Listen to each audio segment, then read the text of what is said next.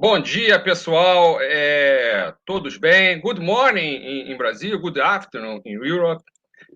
Hoje nós vamos trazer aqui para o canal um tema bem bacana e um pouco falado, digamos assim, né, usualmente entre os gestores de esporte, né, fan engagement, né, fan engagement para o pessoal de casa são as ações que nós oferecemos em diferentes formatos para promover a participação e o compromisso do espectador com o clube, estádio, com o objetivo, né, de fidelizar o cliente. Soluções para aumentar o fluxo comercial de consumo, aumentar o ticket médio, melhorar a atmosfera, ter uma participação mais elevada para ativação dos patrocinadores, sponsors, para crescer a venda de hospitalidade, impactar globalmente a experiência. Eu vou dividir aqui a nossa tela, deixa eu só aqui com os nossos convidados.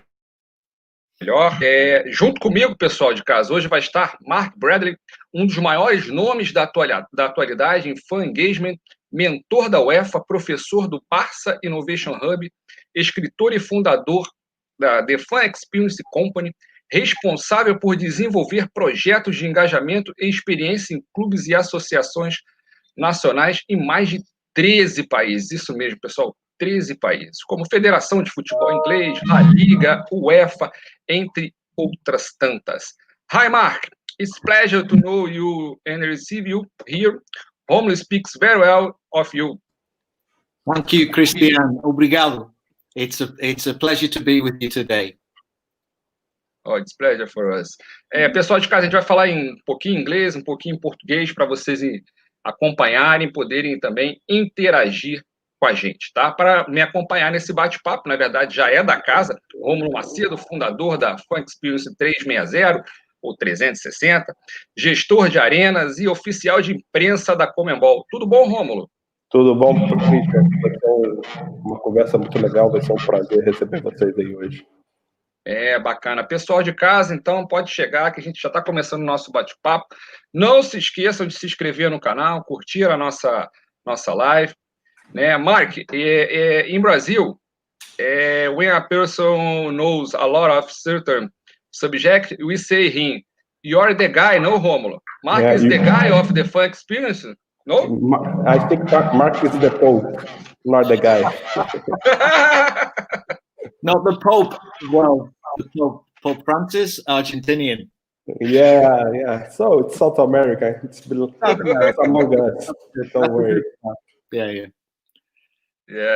Pessoal de casa, só reforçando, a gente vai falar inglês e em português para vocês entenderem. Mark também fala um pouquinho de espanhol, mas a gente vai falar mais o espanhol um pouco lá do lado da Espanha, né, Romulo? É um pouquinho diferente. Então, pessoal, vocês já está aberto aí para vocês enviarem perguntas. Mais uma vez, não se esqueçam de se inscrever no canal e curtir a nossa live. So, it's urgent to see, it's strange, to see soccer without fans, but a club without fans means no club at all. Clubs need to survive without fans. No? We believe that renewed effort to improve the fan experience urgently required to create new practices. So let's go to the questions. Mark, why did you decide to combine your experience in consumer science with sport? It's a long story, but my interest grew through working with companies outside of football and learning about how they differentiate, how they appeal to customers when perhaps they're all selling the same product. And football, I've always been a fan, born into football, went to the stadium to see my team play.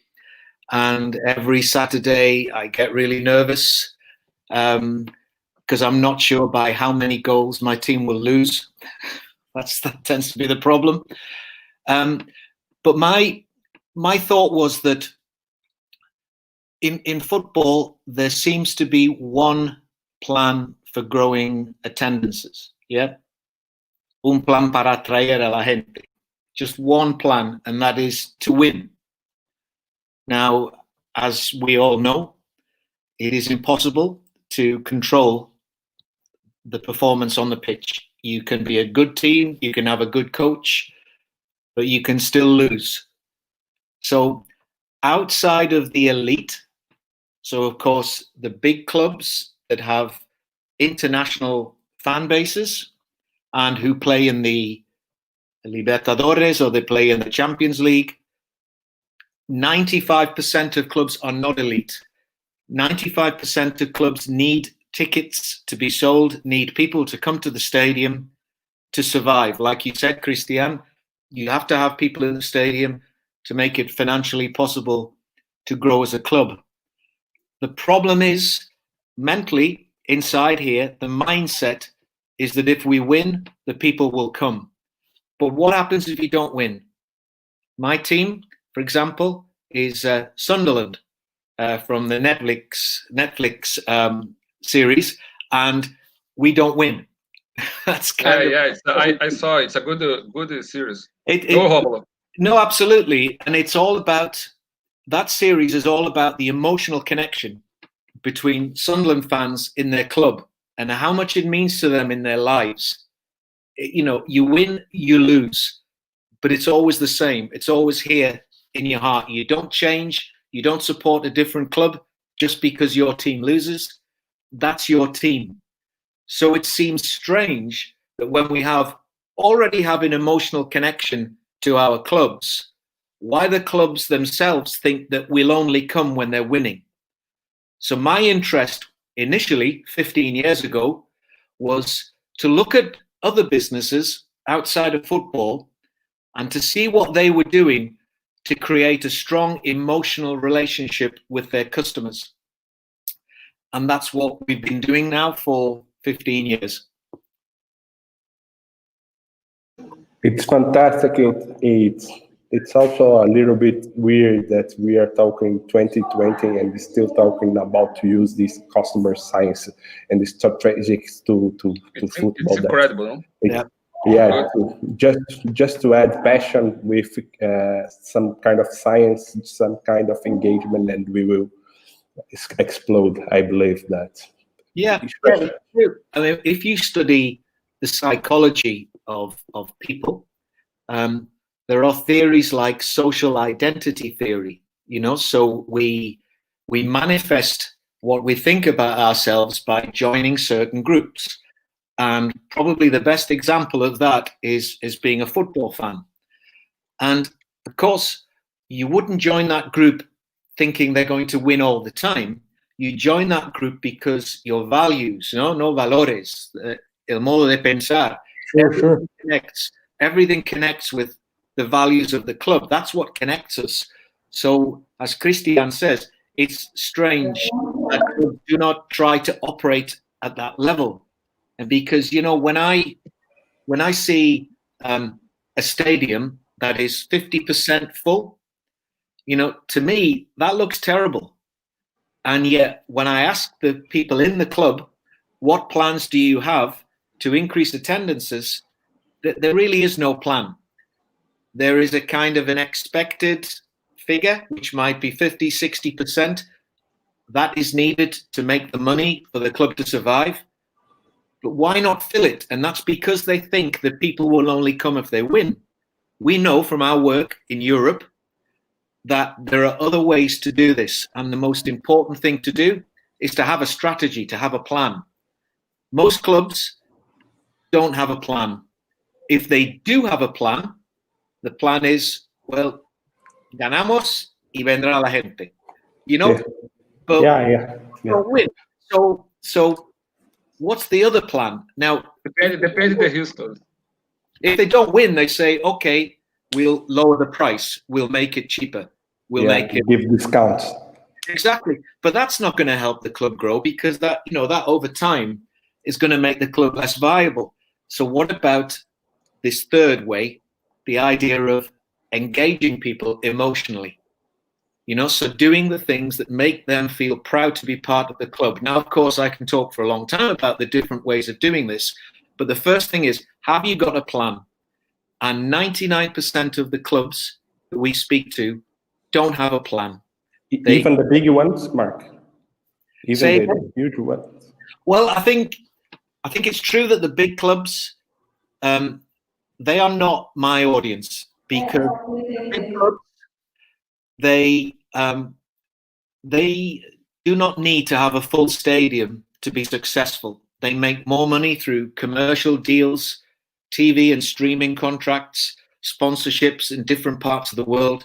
The truly elite clubs are global. So the number of people that are inside Anfield or the Nou Camp is really not the most important factor. Of course, it is for TV because it looks great for a full stadium.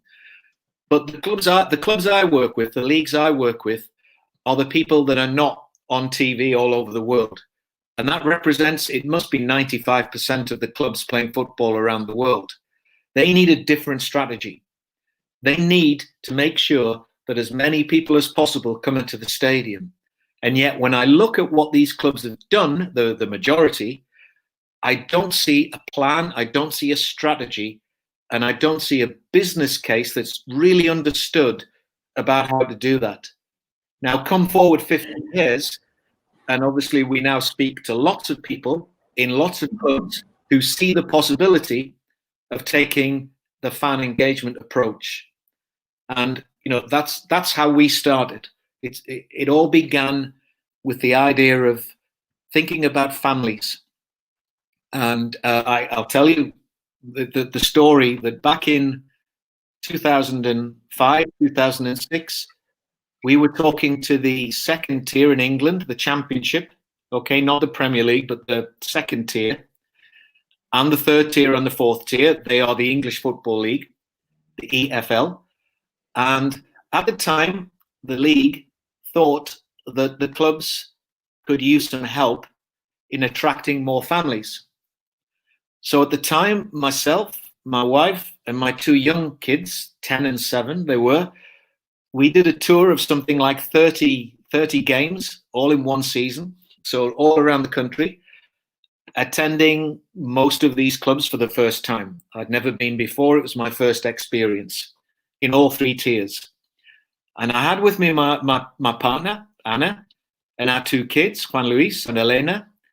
And we went into those stadiums and we experienced what it was like to be a family going to their first game.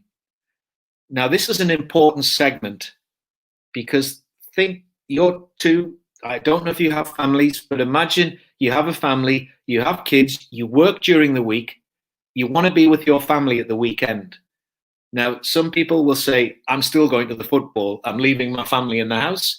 That's not me. I'm not that type of guy. I want to do things with my family. So if football clubs made it easier for families to come, and they created the conditions that recognize the different needs of the people in that family group, then it would be possible for me to be very happy at the weekend because I know I don't have to make an excuse. I can take the kids up to the Stadium of Light in Sunderland and we can enjoy the game together. Of course, the next problem is once the children arrive, if they get bored, and of course with my team, it's usually when they get bored, what is there for the kids to do? Now, there are lots of different ways of addressing that problem. So back in 2006-07, we began a program working with the 72 English Football League clubs. We arranged for each of them to receive 2 visits from a real family at the beginning of the season and in the middle of the season. And we gave them the feedback, the information, and we gave them the time to consider that information. We supported them with best practice, with good ideas, and we introduced recognition so that the clubs that were doing best would be recognized publicly in the press, in the media, for being very good at family engagement. Now, of course, myself alone, it would be impossible for me to bring about the culture change because, this is a mindset thing. One person can't do that. But once you have a club that is successful in attracting more families than the other clubs, then football's competitive mindset comes in and everybody says, why don't we have 500 more kids? Why don't we have 1,000 more families. And some clubs, there's a roll of honor, the Los Honrados, who first took the experiment and tried it. Clubs like Huddersfield Town, like Doncaster Rovers, and especially clubs like Cardiff and Millwall. And this is the point that links to Latin America, because both Cardiff City and Millwall have a reputation for kind of, balas bravas, really, tough fans, really difficult atmosphere if you're going to bring children. But everybody has a stadium. Everybody can segment their stadium that can create a tribune that is dedicated to children and families. Both Millwall and Cardiff did this incredibly well. And in Cardiff's case, in the space of 4 seasons, 4 years, 4 temporadas, they improved their family attendance from 459, I think it was, to more than 7,000. And seriously, in 4 years.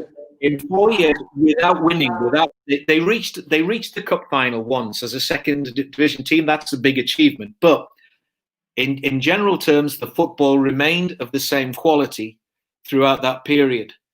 And my good friend Julian Jenkins, who was working at the club during that period, what he had done was look at the whole pathway, the whole journey. Think about the family experience as a physical journey. You start with a website. Is it easy for new fans to find information about attending your first game? If you have kids, can you find that information?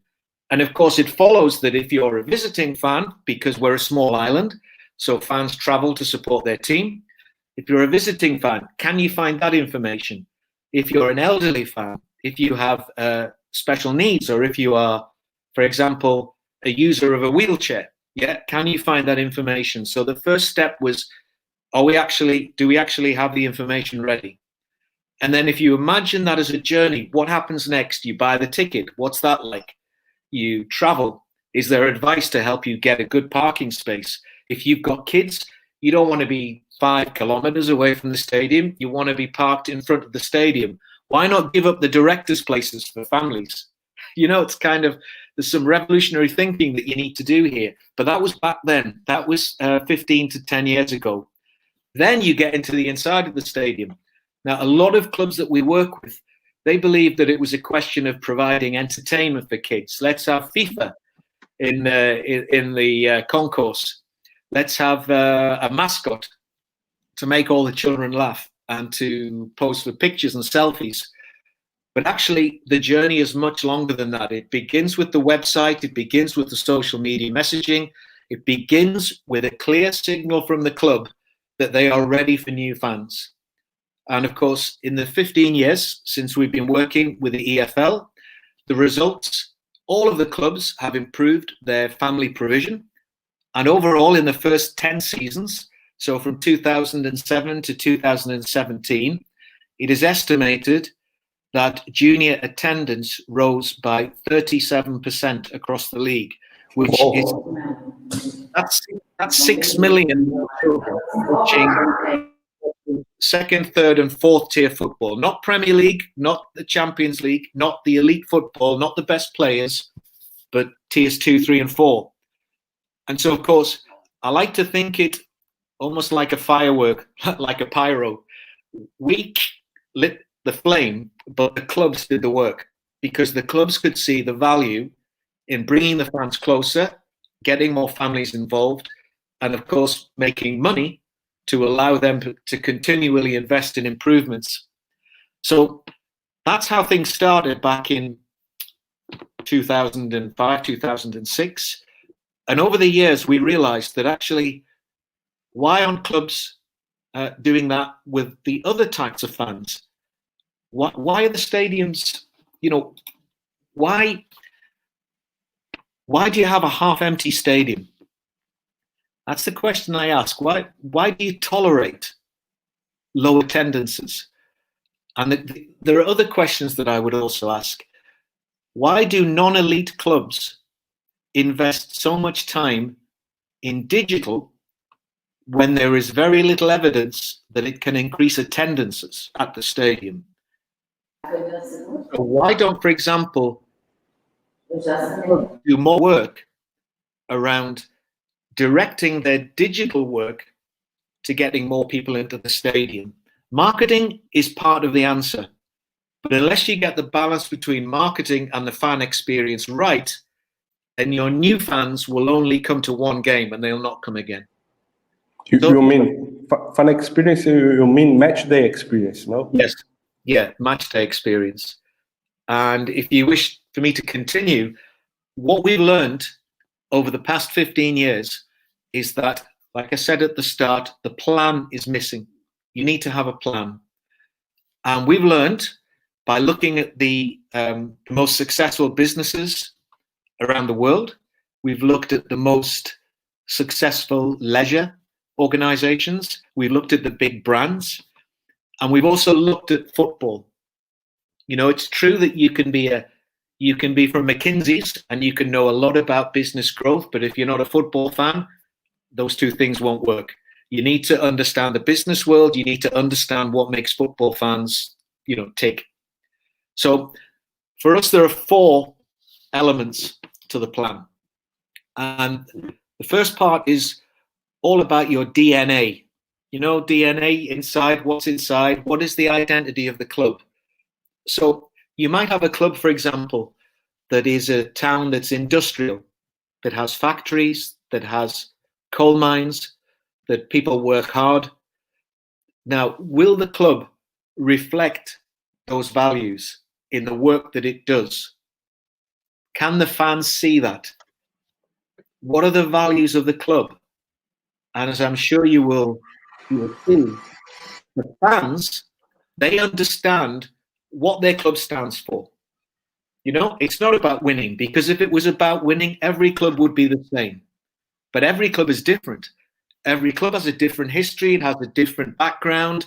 It has different things that make it special. But we never talk about this. And the clubs never talk about their values. And in fact, it's got so distant that the fans can tell you what their club's values are. Yeah.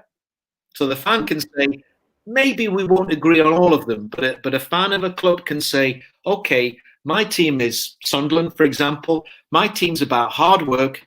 It's about looking after each other in a community that has lots of poverty and lots of problems. And it's about never giving up. That's maybe 3 things that Sunderland fans would tell you our club is about. But do the owners know that? Do the directors know that? Usually not. That's the point, Mark. They don't ask. They don't ask. There are 3 things they should ask about. They should say, what does our club mean? When you think of our club, what words come into your head? You know, and I remember working with my colleague Darren Young, our consigliere, number 2. He's worked with me for many years, and Darren and I were working in Denmark at a club called Horsens, which is in Jutland. And when the Superliga, the Danish league, every year it asks the questions of all of the club's fans. Lots of questions, but one question is, what comes to mind when you think of your team? And with Horsens, they've always had a history of tall players, strong players, you know, long balls and long throw-ins. And I think the second most popular word that came up in response to that question, what does Horsens mean to you? The fan said, long throw-ins. You know? Funny. And it's kind of, you think, great, okay, well, you know, maybe what I would do on a match day to get the kids connected to the club, we would have a long throw-in competition for kids from the side of the pitch. Who can throw the ball the furthest? You know, and Fantastic. Yeah, and to be fair to Horsens, they have their values. They're very clear about it. It's togetherness, it's humility, it's hard work. You know, and they have them in yellow everywhere. And, you know, that club understands what it stands for. But, you know, outside of the elite, we know that FC Barcelona, who I work for with the certificate of fan engagement, Mescun Club. más que un club, yeah, more than a club.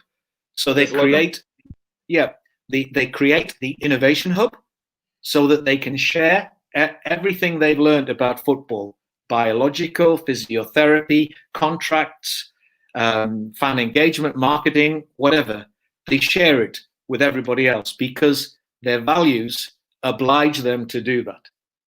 Yeah, you've got that. In Liverpool, go on. Mark, sorry to interrupt. Bring it to Brazil, football or soccer, and sports in general compete with entertainment, TV series in general. It's difficult to work with the fan experience here. So it's difficult to pass the passion of daddy to son. Go to stadium here is a battle. No, it's a war. What I would like to say it's about our market that it's, of course, we were saying a lot of things that we can say that it's a mirror, it's the same thing, but I think we will stay 15 years ago when we will start that thing, because that you are saying, this victor mindset, sometimes it's very tough to change then say, now we need to cooperate, you need to talk with the customers, it's very difficult because they are not company that's willing to do that. They want to win the championship. They want to win the cup, they want to win the national championship. They don't care a lot about the fans, and then they are not structured as a company that needs to talk with the fans, B2C. They are a B2B company because they talk with sponsors, with broadcasters, with outsourced companies that sells tickets. Even the data, they don't have the data. That's the problem. The data belongs to outsourced company that sells e-commerce, that sells tickets. That's a big problem. They don't talk with the club. So this mindset is not so easy to change. It's very, very tough. How can we change that? How can you change the leadership? How can you construct this fan? Well, Romulo, you said the big word. You said the big word, leadership. It's about leadership, and change is very difficult, as we've all discovered with the pandemic. Getting accustomed to new ways of living is very difficult. But with any change, it takes time. But you have to have somebody in the leadership team who is prepared to lead, who is prepared to describe the benefits, and they need a plan. And I think the problem is that there are many leaders out there who see the need to change, but they don't have a plan. And if you look into the support they can get, they have a marketing manager or a marketing director who knows how to market. You'll have a communications director who knows how to communicate. That's usually the same person. You'll have a ticket person, but who's looking after engagement? So let me just add a couple of things. I said before, the DNA is really important. What are you trying to sell to your community? It's not football, because somebody can do the football better and you can't guarantee good football all the time. So what are you selling to your community? So the values and the identity are first. Then it's the quality of the fan experience. Then it is the importance of talking to the community, listening to their feedback, speaking to fans, working with them to improve their experiences. But then most importantly, changing the culture within the club so that the security guy or the security girl isn't kind of, passive, but actually talks to fans. That the whole tone of voice is not security, that actually in other parts of the ground where they don't have security issues, the tone of voice is friendly. So you need a plan. That's the starting point. But let me say one more thing that's so important. But you need to understand what fan engagement is. Is there a definition of fan engagement? When I was researching the Barcelona Innovation Hub work, I had my opinion. We have our opinion as a business. But the other opinions out there we're all different. Some people think fan engagement is just digital. It's just digital entertainment, stuff to keep the fans engaged. That's a part of it, yeah. Some people think it's entertainment on the match day, so perhaps a celebrity is introduced to the crowd at half time. Some people think it's about fans buying shirts, buying tickets. You know, the engagement comes from the fans. But actually, for me, we miss out on the emotional side in most of these definitions. And we have a definition that we've used in the Barcelona work, which is fan engagement is everything we do to understand, to respect, and to grow the community's emotional investment in the club. Now, if you make that your long-term plan, your long-term aim, you can measure it because you can ask them on a scale of 0 to 10, how valued do you feel by this club? How likely would you recommend us to your friends? And then when they give you the score, you say, okay, why did you say that? And start from there. But that's what fan engagement is to me. It's about recognizing that it's not about how many people are buying shirts. It's not saying to the fans, if you buy season ticket, we will give you a free gift or, you know, a picture of a famous striker. It's really about recognizing that part of this is emotional. That then takes us to loyalty. And clubs make guesses about what loyalty is. They say the fan comes to every game, he's very loyal. This fan, she travels to every away game. Well, for me, she's more loyal. You know, what about the fan that goes to watch the B team, or in England, the under-23s or the under-18s? Who comes when it's raining, when the weather is terrible? You know, it's summer where you are, it's winter where we are. You know, who is on social media talking positively about our club? Who comes into the social club for a beer 2 hours before kickoff? You know, there are transactional ways of showing that you're loyal, but there are also emotional ways of showing that you're loyal.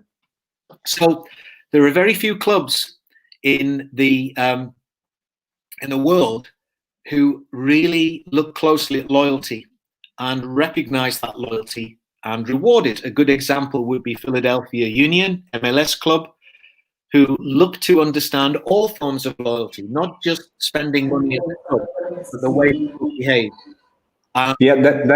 Sorry, Mark, to interrupt you, but it's a very important point because normally the clubs only think loyalty about financial transaction. I mean, if you buy, as you said, if you go to every match, if you buy a season ticket, if you buy a T-shirt, and they reward this kind of loyalty only with money transactions as well. Yeah. Discounts, tickets, gifts, something like that. There's a wonderful example in England of a club. My friend Tom Gorringe, who is a commercial director at Bristol Rovers now, but he worked at Brighton and Hove Albion, or in the Premier League. And what they did a few seasons ago, they calculated, because like Romulo, they have the data from the fans. They calculated through the tickets that the fans had purchased for home and away games, you know, traveling to follow the team. They calculated the exact distance in kilometers that each fan had traveled. So at the end of the season, they're telling you, thank you for supporting us this season. You have traveled 3,562 kilometers supporting Brighton. And what amazing. You think, yeah, they really appreciate me. They love me. I mean, it's a terrific club. You know, they're doing things the right way, and they're doing things that clubs outside of the elite should be doing. You know, just doing little things like that. But I also think that when you do that, you do these things, there are two different results if you engage people well. Yes, you get the benefit. They come to more games. They talk more positively about you. But they also speak to their friends. And then other people outside of football start to look at your club, your league, and the game of football more positively. And in Brazil, in Argentina, in England, in Scotland, there is a problem with public perceptions. You know, it's kind of, well, that's where the criminal people go. You know, that's where. Yeah, it's a mess. It's a mess. It's a big confusion. Yeah. Yeah. So I think that if we can use the plan that I've described to start to engage our communities by behaving in ways that reflect our values, not our intention to win, but the more important things, the values we have, then what you can do, you can start to change external perceptions. You can transform them. And right now we need that because, you know, we've got in Denmark, here in England, the government no fans in stadiums. That has changed here today, but only very small numbers, only up to 1,000.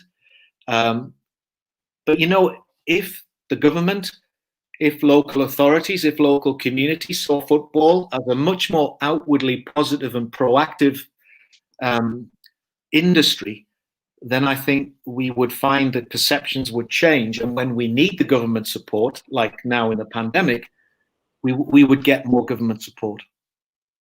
No, it's very true that where you are talking, because I will tell you a story that happened with me. I don't know, 10 years ago, I was trying to selling naming rights sponsorship for a big stadium before the FIFA World Cup here in Brazil, and we went to a huge brand that spends a lot of money in publicity, a lot. They have a huge budget for that. And we had this meeting, and at some point, the guy said to us, we don't want to invest in football. And they said, why? Because we don't have customers that. We have supporters. We have. So they don't see the fans, the football fans, as customers because they don't behave as customers during football. Yeah. That's the way that football sells itself. Yeah. It happened to me. Yeah, it's true. And I mean, you know, we have worked for 15 years as a business, and I've worked 5 years before that in a business that worked in football as well. You know, so I saw a lot of that in the past, but I think things are changing. And, you know, we've been working on some very interesting projects with UEFA. So, you know, UEFA is like the CONMEBOL for Europe, UEFA, the confederation. And they do some really interesting work about the plan that I described. So in countries where football is still growing, so for example, 2 countries where we're working at the moment, Estonia, which is a Nordic country up near Finland and very cold, and then Moldova, which is between Romania and the Ukraine. And in both of those countries, our plan is really down to 3 things. The first thing is to change the mentality. So to think about the club and its identity as a community asset, you know, so something that has value in the community, because currently it's just about winning football games. You know, it's just about finishing 3rd or 4th, qualifying for the Europa League and getting some money from UEFA. You know, that's kind of the main motivation.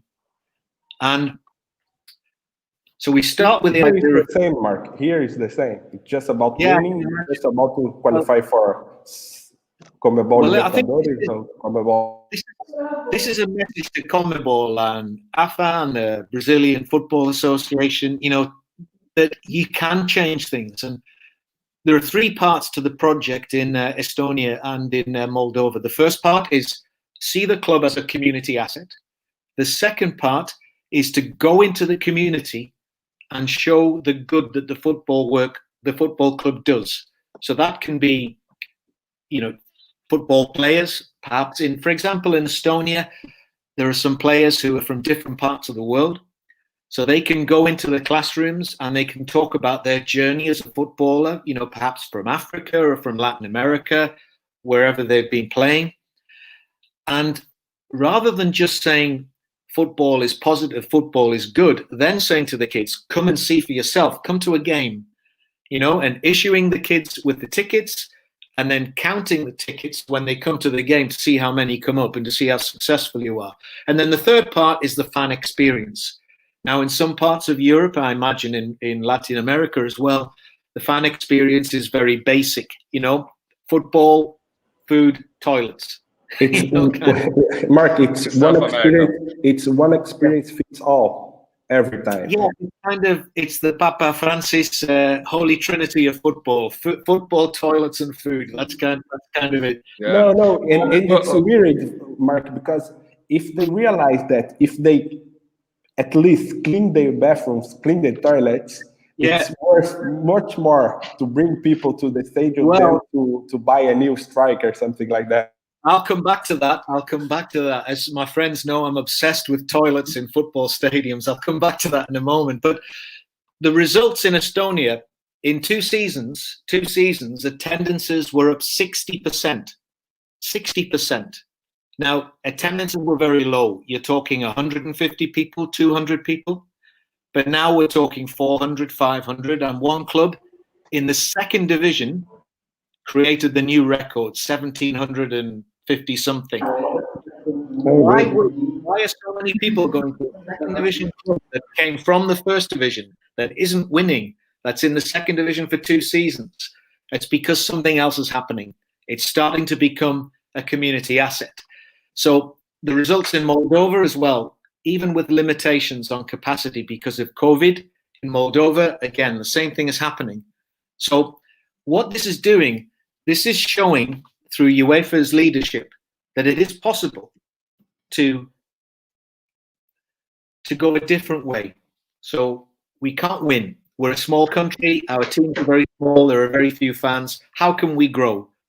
Well, if you try to grow through winning, it's not going to work. But if you think of yourself as a community asset, now that brings me back, Romulo, to your comment about the toilets.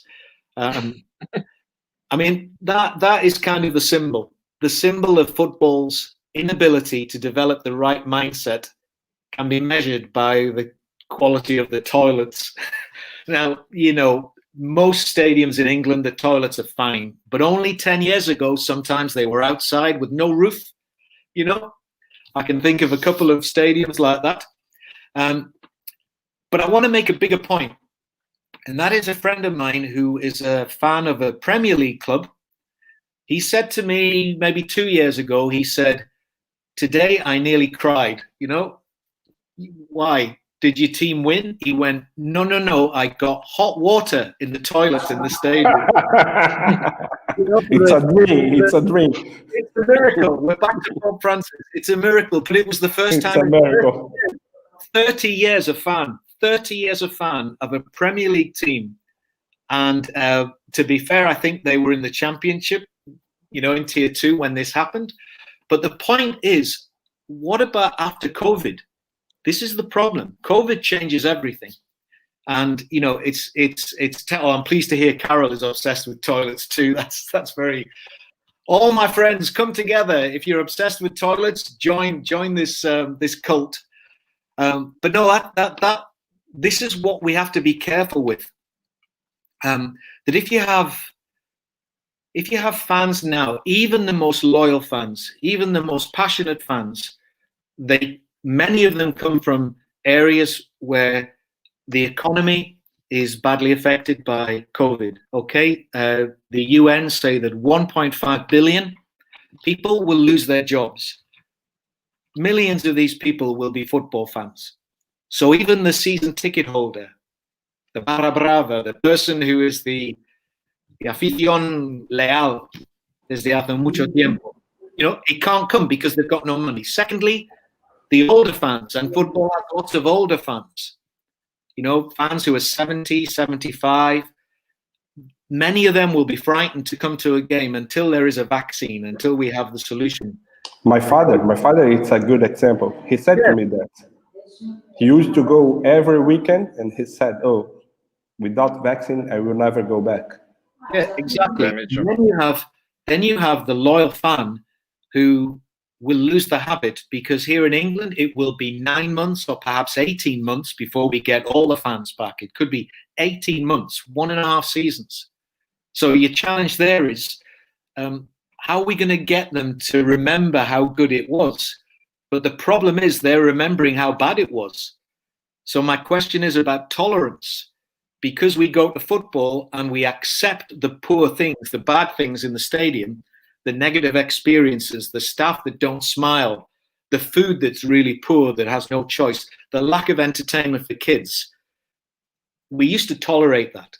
If we're honest, we're football fans, we tolerate that. If I'm going to a game with my son, Juan Luis, and somebody says to me, oh, the toilets are not very good, well, I'm thinking, well, I don't care, I'm going for the football, I can wait. But actually, that tolerance level is going to be lower. I don't know how much lower.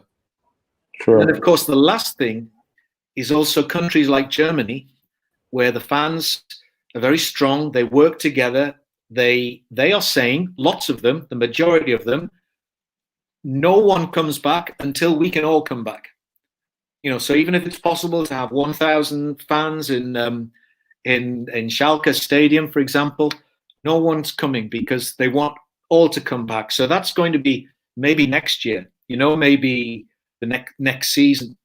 So I think if you combine all of these things, economic problems, personal health concerns from elderly fans, losing the habit, and actually not wanting to come and have a poor experience because of COVID. I don't want to come and have to wash my hands. I can't sing. What? I can't sing. I can't. A friend of mine, Jim Wilch, is a Sheffield Wednesday supporter. And he said to me, I'm not coming back until I can jump up and down and hug a stranger in the 90th minute when we score a goal. I'm not coming back until I can do that. That's football. That's football. That's why we go to stadium. I have a concern that a lot of clubs are not thinking this way. And for me, the one positive sign is that gives us an opportunity to get the subject of fan engagement onto the agenda. Because winning won't make a difference to this. It's not a difference at all. We have to start engaging our fans much more closely. Yeah, it's true. It's true. And we have a very good question from Carol Goroeb. Can you put, Christian? It's about the return, the ROI. How to. Okay. Hi, Mark. You might know the concept of funding is super new for us here in Brazil. Our main challenge is to convince the club. Where the first question is about the ROI. How can we calculate this ROI? Right. Well, in practical terms, the way to do this is to agree to have a pilot project with maybe 2 or 3 different clubs, a big city club, a rural club, a small town club. And for someone to put resources into that, so perhaps a partnership between a sponsor and the National Association or the league, and then to undertake the experiment. Because in my experience, even though I know there is a business case for it, and the business case is that you measure the feedback from fans, you make the improvements, you measure their attendance habits and their levels of advocacy, and I can show you several projects, where it's gone like this, even when the team has been relegated. Fans, it's there. There are lots of experiences. But part of the problem, again, is the leadership. They say to me, what is the ROI of fan engagement? And I say, okay, what did your fans say when you last did a survey? And the owner says, I never do surveys. Well, then why are you asking me what the ROI is if you're not prepared to do the basics that any good company does? So it is a mindset issue. So you need positive leadership from the leagues and from the associations. You need to take UEFA's expertise from Europe and the experience we've had working in different countries. And over there, you need somebody, quizás una persona que puede hablar castellano, to come over to Brazil and learn Portuguese and then go to Argentina and go to Peru, Chile, Colombia. And you are more than entitled. I'd love to come, especially now, when the weather's better.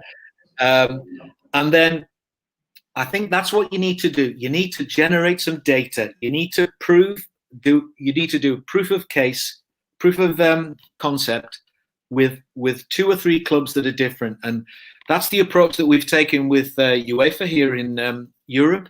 And we're now at the stage where we've learned some fantastic facts. So, for example, social media content that is about values, identity, and things not to do with the football gets much higher engagement and reach than football content. We know that now. We've been doing this for 3 years. So, you might have a team that gets its best win ever against its rivals, the champions. It's never beaten them before. But then a picture of the town with its lake gets more reach and engagement because the club means more than football. And that demonstrates the fact that it does. So my answer to Carol's question is that I'd more than happily share my calculations. And you think about the lifetime value of the fan as well, the lifetime value of a kid that's coming with his parents, who's going to grow up and spend more money. The business case is there. It's the mentality that's wrong. And the only way you're going to change the mentality is to do these projects that actually prove the concept. And there are none of those projects happening in Brazil or Argentina, to my knowledge. And yet we know we're cousins, aren't we? We're cousins, we're brothers, we're connected by football. Our most famous Argentinian player, Julio Arca, he came from Argentinos Juniors in Buenos Aires. He was a porteño. We celebrate the life of Diego Armando Maradona yesterday. We mourn him today. We all love football the same way, and it's very difficult to change that mindset, to change the way we've always done things. But I'm confident that COVID is one good thing that COVID brings. It is the pause, the hiatus, the time. For once, we're not busy every day with football. The leaders now have the opportunity to sit back and think, what did Einstein say? The definition of insanity is to do the same thing and expect different results. I think we've now reached a moment where, we have to say, stop. There's got to be a different way. And our fans after COVID won't tolerate the way we've done it. So I think it's an opportunity for change. Mark Romulo continues to question of Carol. In South America, changed the presidents from 3 to 3 years and don't have compliance era, affect projects and sponsor. No, it's difficult to change the mindset of the manager in Brazil. You can add the Marcos Sonsoni question here. Do you also find relevant within non-elite clubs with an integrated approach, as it seems like elite clubs and sport organizations outside USA aren't able to change even when they have a plan? That's what's Christian saying. If they have a plan, the president will change in 2 years or 3 years, because here in South America, normally we are kind of NGO, a sports association. Yeah. No, I understand. Associative system, Romulo. Many clubs are not a company. No plan, no planning. It's difficult to plan it tomorrow. I think it's politics, no? It is. It's political. It is absolutely political. There are lots of ways, lots of places to start. But I think that I've mentioned the idea of a proof of concept. I think another thing that is very important, and it was in England 15 years ago, is recognition. So for example, when we measure the family experience for the 72 clubs in 3 different divisions, we let them know what position in their division they are for all of the key touch points. How good are you at refreshments, merchandising, friendly stewards, website, information, ease of travel, all of those things. But importantly, we also put them in a table of 72 clubs. So if you're in tier 3, but you are fantastic at entertaining children, you could be number 2 or number 3 in a league table of 72 clubs. Now that's really important, because at a local level, you can take that information to local sponsors and you can say, look, we're better than this big club. We're better than, a big club in the championship at this particular area. And then you have the Stevenage and Burger King. I don't know if you have that one. I know people should look at that one. That's the bottom club, the 72nd club. But you get a club like Queen's Park Rangers, QPR in West London.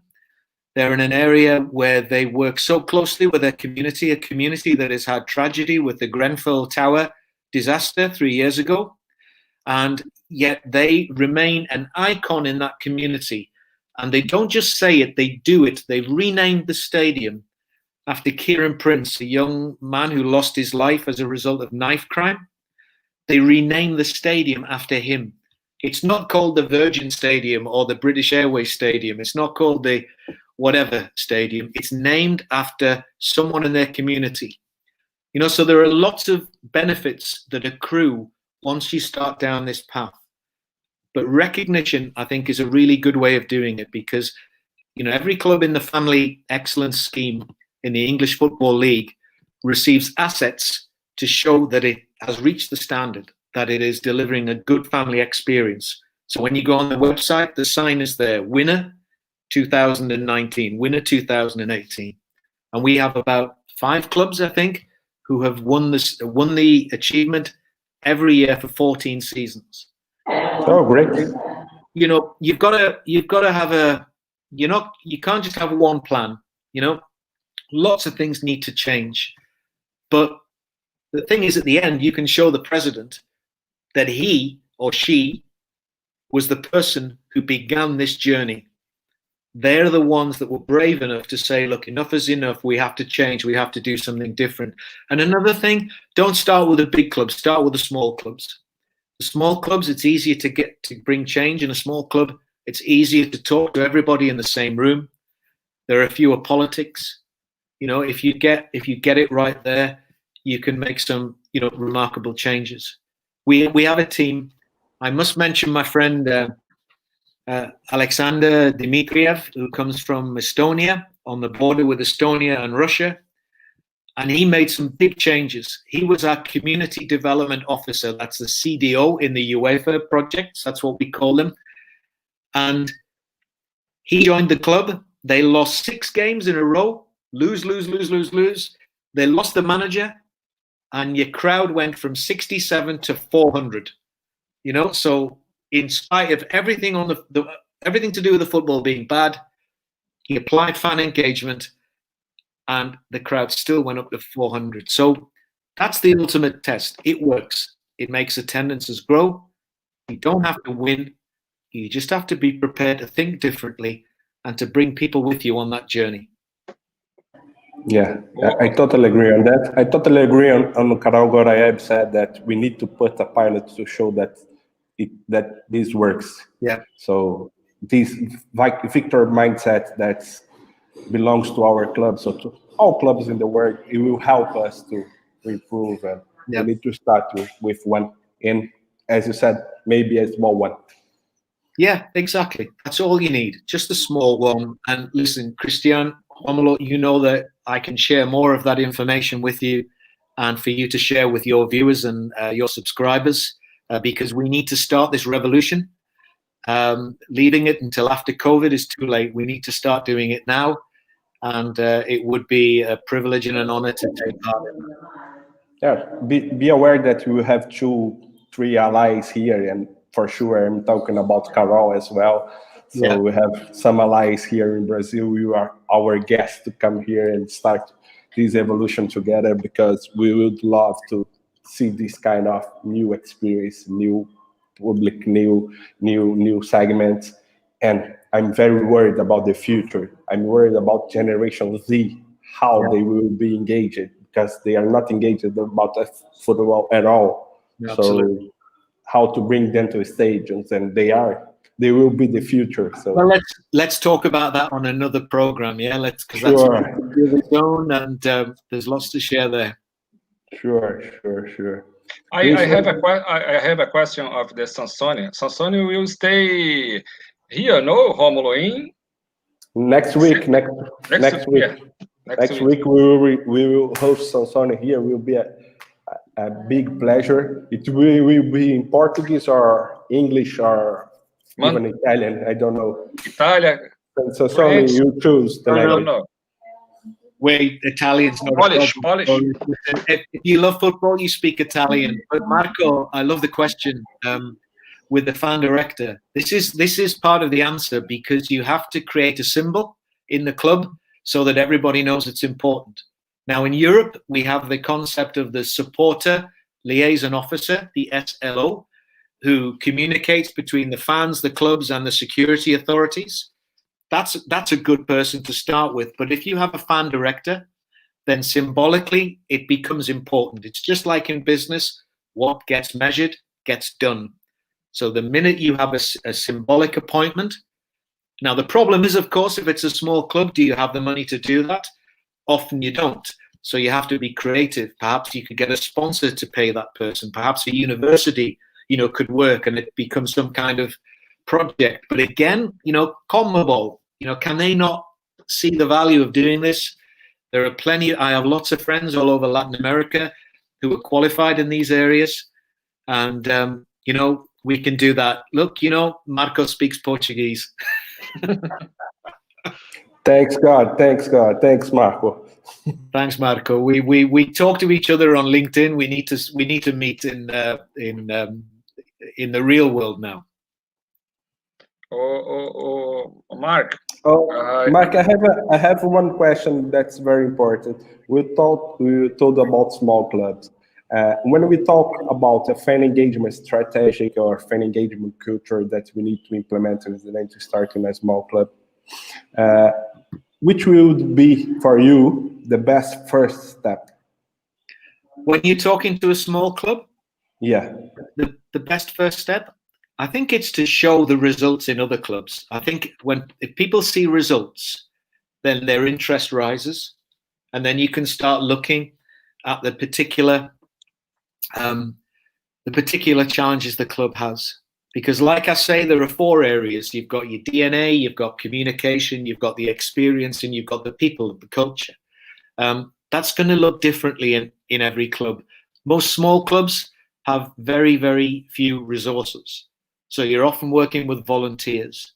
You're often working with things that are easy to change, like the internet, social media. That's much more easy than changing things in the stadium. Often it's about working with fans. The big thing, I think, with small clubs is the concept of the fan ambassador.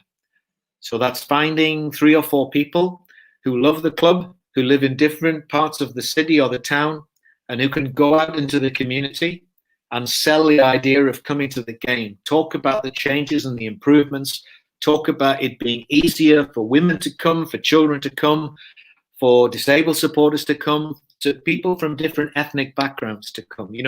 They do this in rugby. Where I am here in England, I'm close to a rugby team called Leeds Rhinos. They do that incredibly well. They use their fans' love for the club, and we say, look, here are some specific things you can do for us in the community. So, every club is different, but they are practical things that don't cost much, that are easy to do. Oh, it's great. Fantastic. Fantastic. Romulo, unfortunately, you have to end our conversation. We had a class today, no, Romulo? Yeah, we was a master class. Oh, right. I hope. Yeah, master class. Yeah. Yeah. No, I didn't pay the Barça Innovation Hub. But I did, and I can give you my bank, I can give you my bank details afterwards. But no, I mean, it's a good chance to mention the B Hub as me and Jorgelina from Capabilia in Córdoba who build the thing. Jorgelina, hola, si estás ahí. Muchas gracias por su ayuda, que ha sido una tarea casi imposible. Yo he escrito 600 páginas de información para hacer el cursito hecho. Pero mira, the thing about the Barcelona Innovation Hub is, for me, it was a labor of love. That's a phrase in English. It's a labor of love. Not a job that I do, but a job that I absolutely love. And it gave me the opportunity to write down everything I've learned in 20 years of working in this area. So, I would urge people, if you're interested in this, to join people like Carol, who I think is doing the studies, and Marco and others. I'm doing. What you think? You can contact me. Carol, Marco, and another fans. I'm in love of it. You can really realize that you did put your heart on that. So it's very, very. I strongly recommend that. It's. You have a new conversation soon, Mark. Yeah. You need to book. You need to book. You have a lot of subjects, a lot of things to talk about, and how to bring the Generation Z. Yeah, my time is yours. Just let me know when I can help. It's been a pleasure. And for sure, you are our guests to come here to Brazil and to start this kind of revolution, at least to start to talk and to show clubs, president, leagues, everywhere that we can change. It's easier to clean, again, it's easier and cheaper to clean the stage and clean the toilets than to buy a new striker. I think you're right. I think you're right. So let me take a picture. Wave. Thanks, Mark. Now it's your space. That was what we want. So for some examples to better to market fun experience in South America, no? Yeah, I think. I mean, I don't want to take more than 5 minutes. I really enjoy sharing our experiences. Like I said to, I think it was Marco or Homolo, perhaps, that I don't see myself as the master of this. I'm learning. We're all learning. Maybe in 50 years' time, people will be appointed fan engagement manager at the club. People will understand the concept. It will be as important as marketing, as digital, as tickets, stadium operations. It's still in its infancy. So I'm still learning. I'm very interested to find out what works in a Latin American setting. The challenges there are very different. That people are saying here, oh, Messi's a better player than Maradona, but I'm saying, hey, but Maradona played in the Potreros. He played on mud and stone, and where there were no facilities. Whereas Messi plays on fantastic pitches where which way the ball's going to bounce. Maradona, we're talking about him a lot because he embodies what's good and what's bad. He is human. He is the human experience, kind of wound up in one person. What I'd like to say is that we exist to try and share our learning with other people. So you can go to our website. You can find that every week we put a new blog on there. We're starting a new podcast series. Season 2 will be starting very soon. I love this podcast. Mark. Thank you. That we're starting with a crazy Canadian friend of mine. When you listen to our podcast, you hear a voice going, big Canadian accent. Welcome to the fan experience. That voice belongs to Cameron Hughes. His job in America is to get the crowds excited in stadiums like ice hockey and NBA. And his story is amazing. He's just released a book, his autobiography, and we'll be talking about that with him. And he'll be the first guest on our new podcast series. Great. I'm looking forward. Well, listen, guys, that's one thing. The Barcelona Hub is another thing. And just getting in touch, just talking, just let's have a Zoom call. If you're interested in this, wherever you are in the world, drop me an email. I'm sure you guys will share those details. And, we'd be happy to talk. The main thing I'd like to do, the most important thing for me, is to take some of the work that we've done in Europe and to see whether we can adapt it and we can do some kind of pilot project in Latin America. My son, Juan Luis, is about to do a PhD.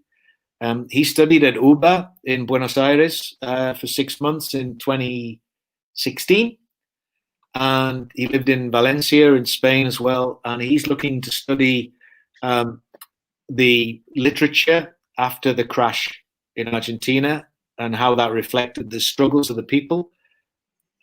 He's going to be visiting Argentina when he does his PhD. And I need an excuse to come over there too. Here. So come here. We'll go to the beach and also work. Yes. Yeah. You see, funny how beach volleyball doesn't have a problem with fan engagement. I don't know what it is about that sport, But listen, guys. Thank you so much, Mark. Thanks for having me. We had a class today. We are working to develop fun experience in Brazil. I wish. Yeah, we do. We are trying to do this hard job. We have a fun experience company here, talking with small and big club as well. Much more focused on match day, but as you say more than me, that when you talk about match day, you need to think much before than that. So it's a tough job.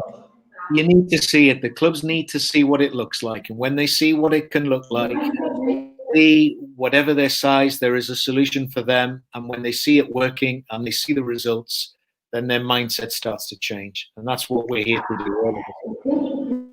Sure. Thank you very much. I can classify that live chat today as a can't buy experience. Yeah. Thanks, Mark. Brilliant. Thanks, guys. Muito obrigado. Thank you very much. Thank you very much. De nada. Thank you very much indeed. Fantastic. See you next time. See you next time. Bye. Bye. Pessoal de casa, muito obrigado. A gente teve uma conversa aí sensacional. Lembrando aí que semana que vem a gente vai estar com o Sansone. Com o Sansone, dia 1º de dezembro, não é isso, Rômulo? Mesmo horário, confirma para mim, não é isso? É isso. Sansone, se você estiver aí escutando, confirma. Vamos falar um pouco mais de Fun Experience, vamos falar um pouco mais dessa organização centrada no consumidor, dessa mudança de cultura no futebol, que a gente precisa aí, como o Mark falou muito bem, pós-Covid, pós-pandemia, para a falta de torcedor. E Sansone é outro mestre aí, Vou brincar igual eu brinquei com o Mark, é outro papa desse assunto, sabe muita coisa, muito conhecimento. Demais, e muita experiência de Brasil, que é isso que é legal também. O Sônia viveu muitos anos aqui no Brasil para a organização da Copa do Mundo e dos Jogos Olímpicos. O bate-papo foi sensacional, né, Rômulo? Pessoal de casa aí que assistiu, assim, eu brinquei, mas foi uma aula mesmo, na verdade, né? E tem o pessoal de casa aí que quiser conferir, botar até aqui no rodapé novamente, tá? O site do Mark, porque vale a pena, o cliente falou, os podcasts deles são sensacionais. Fica a dica aí, experiência de Fun Experience, tanto na Europa, quanto trazendo um pouco aqui para o nosso mercado, que dá para absorver aqui para o nosso mercado, que é um pouquinho diferente. Falando também um pouquinho lá do leste europeu, né, Rômulo? E sensacional esse... Aí, o Marco falando que ele é o papa mesmo. A parte do banheiro é a melhor, né?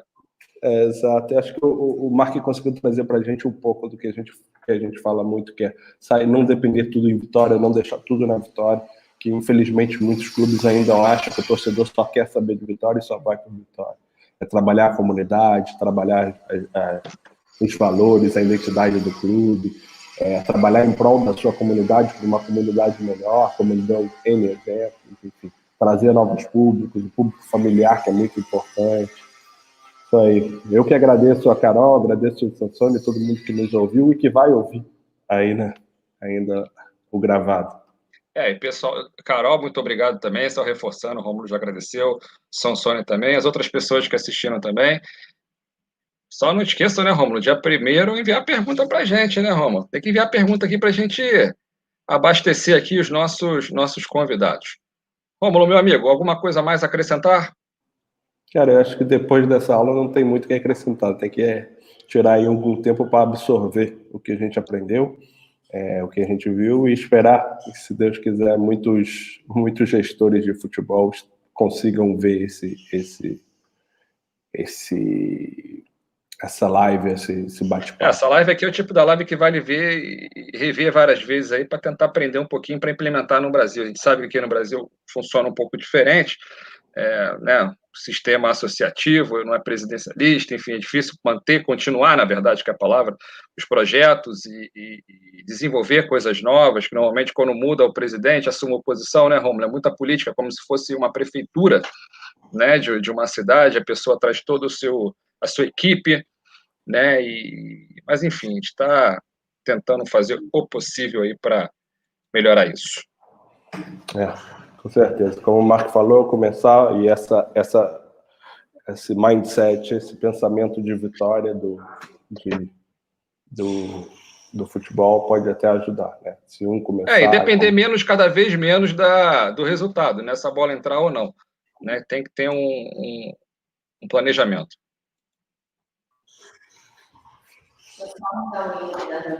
Exato. Pessoal, até semana que vem, né? Até semana que vem, pessoal de casa. Muito obrigado. Até o nosso próximo bate-papo, dia 1 do 12, reforçando, 1º de dezembro, o mesmo horário, 11 horas, tá bom? Grande abraço, pessoal. Obrigado aí. Não se esqueçam de se inscrever no canal. Um abraço, Rômulo. Se cuida aí, meu amigo. Valeu.